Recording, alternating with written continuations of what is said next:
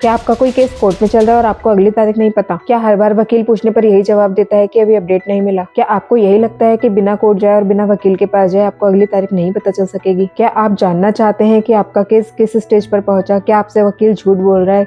Reality क्या है और आप अपने घर बैठे उसको चेक करना चाहते हैं? सुनवाई, बहस या फैसले के करीब? और क्या आप चाहते हैं कि ये सारी जानकारी आपको घर बैठे सिर्फ मोबाइल ऐप के जरिए पता चल जाए? इस ऐप का नाम है ई कोर्ट ऐप। ये बिल्कुल फ्री ऑफ कॉस्ट है, गूगल प्ले स्टोर पर आसानी से उपलब्ध है। डिस्ट्रिक्ट कोर्ट हो, फैमिली कोर्ट हो या क्रिमिनल कोर्ट हो, सारी ही कोर्ट का डाटा इस पर अवेलेबल होता है। किसी भी प्राइवेट ऐप पर भरोसा ना करें।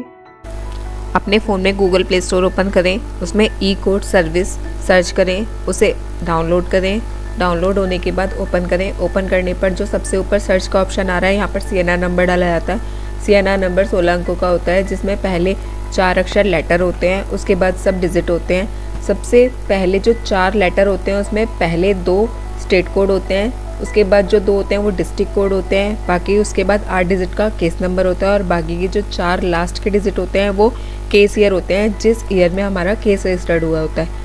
ये सब डालने के बाद आपका केस का फुल डिटेल यहाँ पर ओपन हो जाएगा।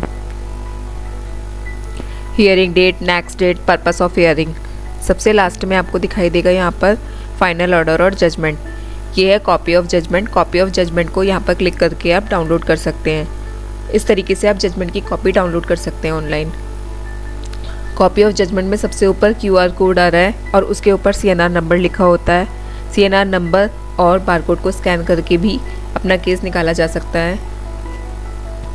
कॉर्नर पे जो ऐड केस का ऑप्शन आपको दिख रहा है, इस पर क्लिक करके जो आपने केस यहाँ पर सर्च किया होगा उसे आप ऐड कर सकते हैं, जिससे कि बाद में उसमें जो जो स्टेटस हैं आपको दिख सकते हैं। बार बार उसे सर्च करने की ज़रूरत नहीं पड़ेगी। ये केस QR स्कैनर है जो CNR नंबर के जस्ट नीचे होता है। जजमेंट ऑफ कॉपी में जो QR था उसे स्कैन करके यहाँ पर केस को ओपन किया जा सकता है।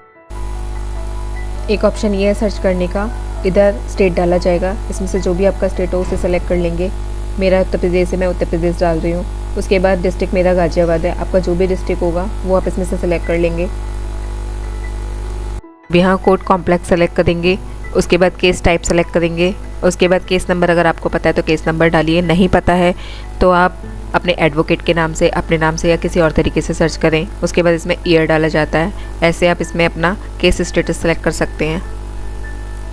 ये सारे ऑप्शंस होते हैं एडवोकेट के नाम से, फाइलिंग नेम से, FIR नाम से, पार्टी के नाम से सर्च करने के, थाने के नाम से भी सर्च किया जाता है। अगर थाने के हिसाब से अगर आपका कोई केस रजिस्टर्ड है तो थाना सेलेक्ट करेंगे।